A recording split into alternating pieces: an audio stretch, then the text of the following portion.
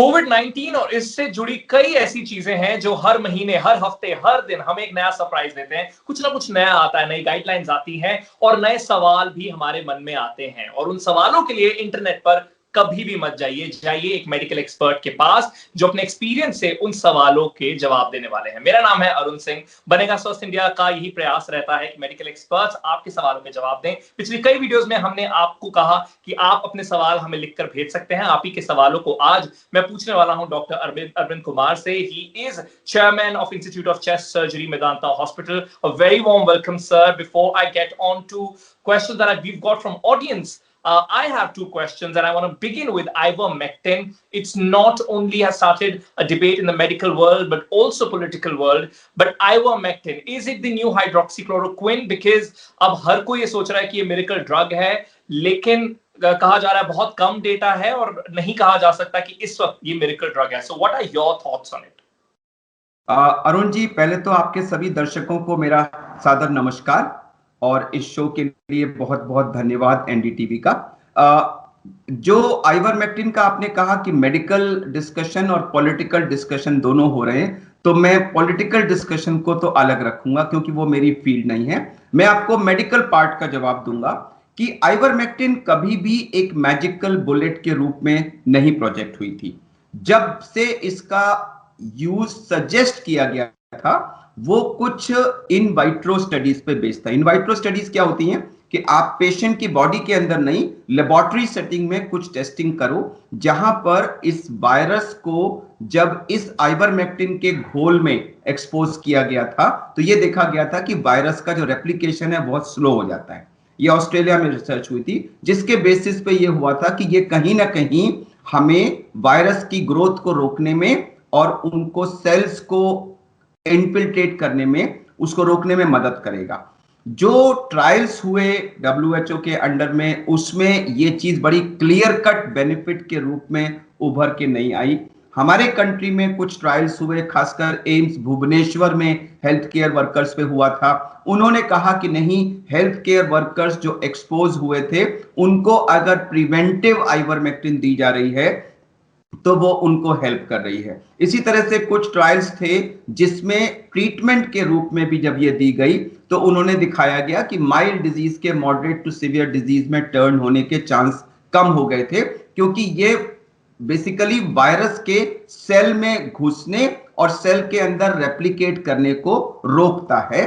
तो ये डिजीज की सिवियरिटी कम कर सकता है, वायरस का जो शरीर में रहने का समय है वो कम कर सकता है, तो ये हेल्प कर सकता है। लेकिन ये सारी की सारी एविडेंस कभी भी इतनी सॉलिड नहीं थी कि उसको as a standard of care किया जाए रिकमेंड, और इसीलिए उस पर कंफ्यूजन चलता रहा और वो आज भी है। लेकिन अगर आप देखेंगे कि एम्स आईसीएमआर ने जो गाइडलाइंस दी थी, जिसका लेटेस्ट वर्जन 17 मई को आया है, उससे पहले 3 मई को आया था, उससे पहले अप्रैल में आया था, उन सब में माइल्ड डिजीज में आइवरमेक्टिन को अभी भी रिकमेंड किया जा रहा है। हालांकि लिखा है कि ये वीक एविडेंस है।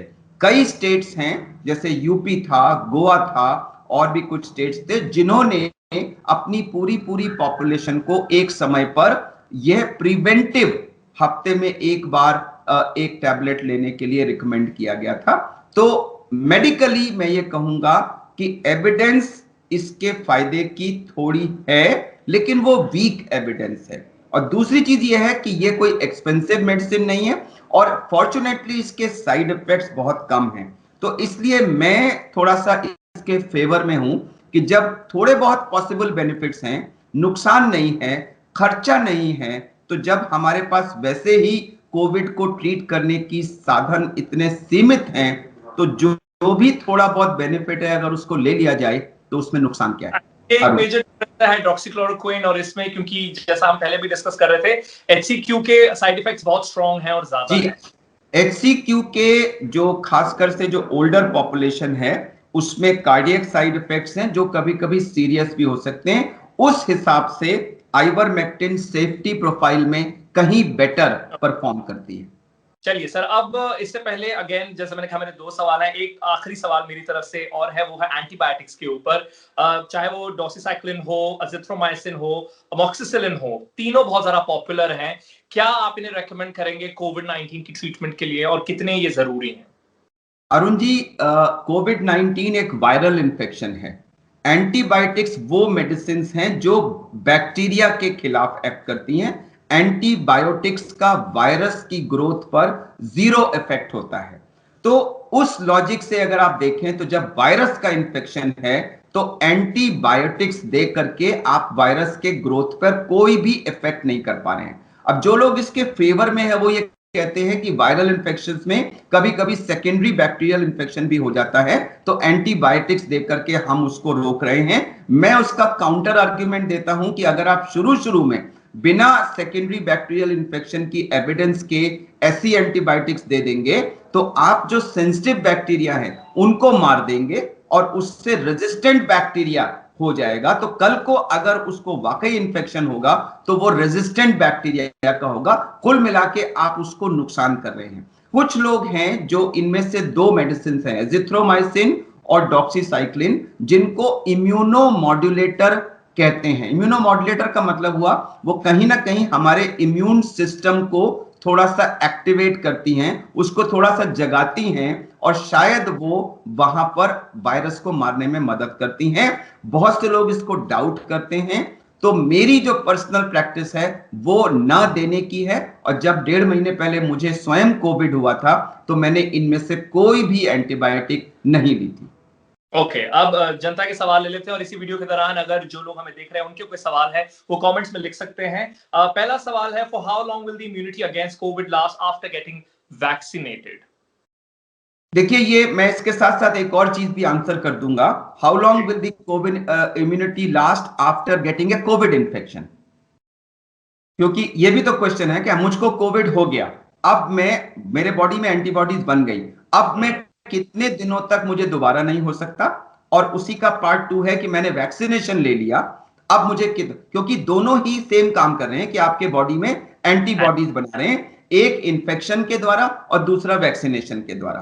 तो अरुण जी, जो अभी करंट एविडेंस है उसमें जैसे कोविड इन्फेक्शन के बाद अब ये हो गया है कि 3 महीने तक तो हमारे शरीर में एंटीबॉडीज होती हैं। और इसीलिए आपने देखा होगा कि कल जो हमारी गाइडलाइंस वैक्सीनेशन की रिवाइज हुई हैं उसमें इस समय जो कोविड इन्फेक्शन के बाद कितने दिन के बाद वैक्सीन ने, अब उसमें 3 महीने का समय कर दिया गया है। तो 3 महीने तक तो कोविड इन्फेक्शन के बाद एंटीबॉडीज रहती हैं और शायद वो 6 महीने तक भी रहती हैं।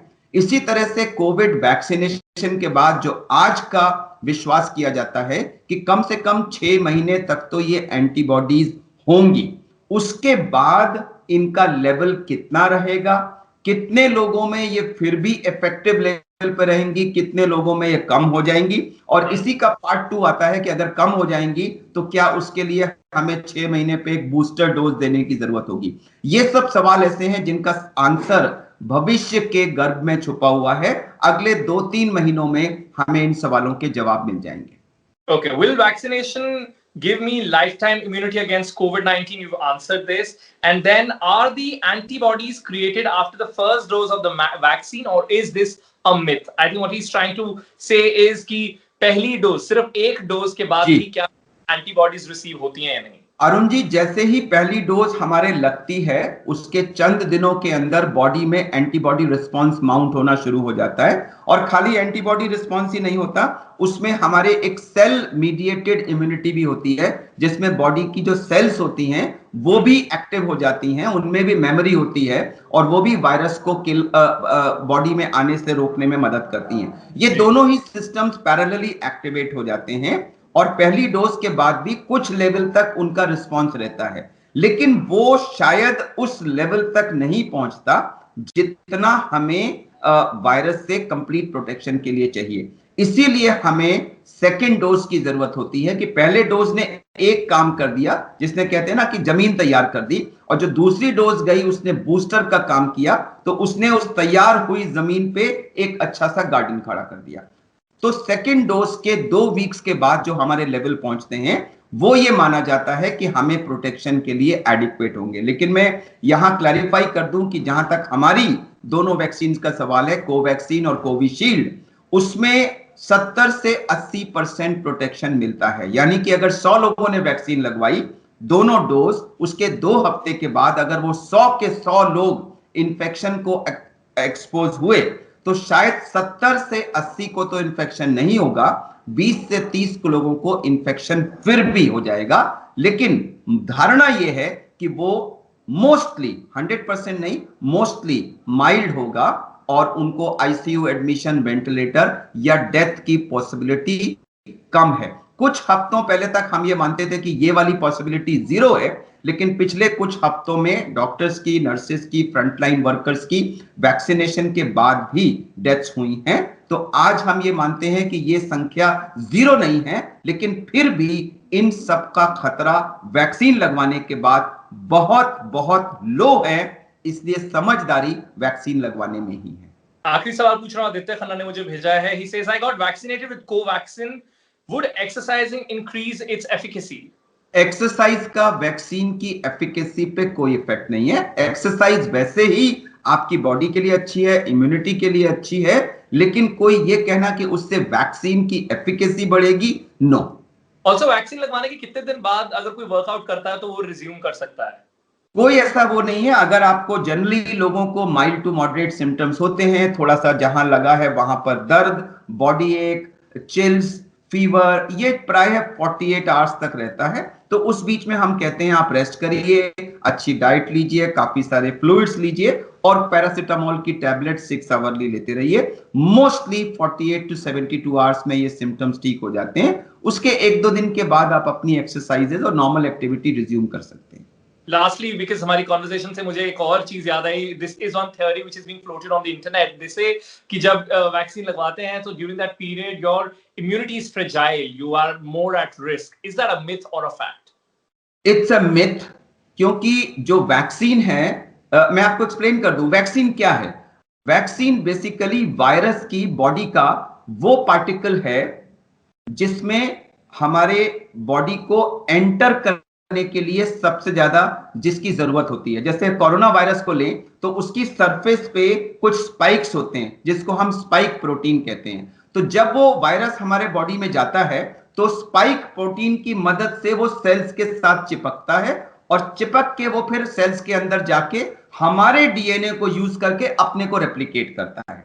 अब अगर हम किसी तरह से उसके स्पाइक प्रोटीन के खिलाफ अपने बॉडी में कुछ केमिकल्स प्रोड्यूस करके उस स्पाइक प्रोटीन को इनएक्टिवेट कर दें, उसको सेल्स से चिपकने में नाकाम कर दें, तो वायरस अंदर जाएगा लेकिन वो बॉडी में सेल्स में इन्फिल्ट्रेट नहीं कर पाएगा और हमें इंफेक्शन नहीं होगा। तो काफी सारी जो वैक्सीन हैं वो इस स्पाइक प्रोटीन को यूज करती हैं।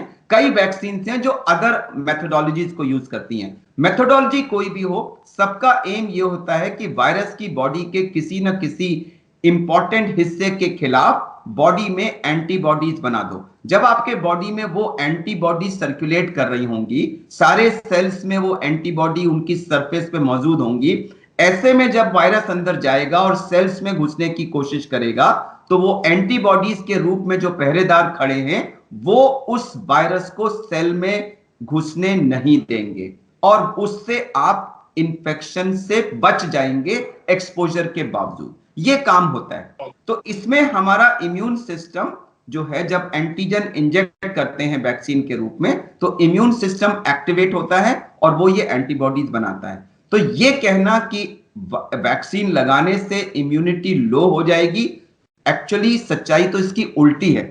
वैक्सीन आपके इम्यून सिस्टम को स्टिमुलेट करती है कि भाई कुछ काम करो, भाई कुछ एंटीबॉडी बनाओ।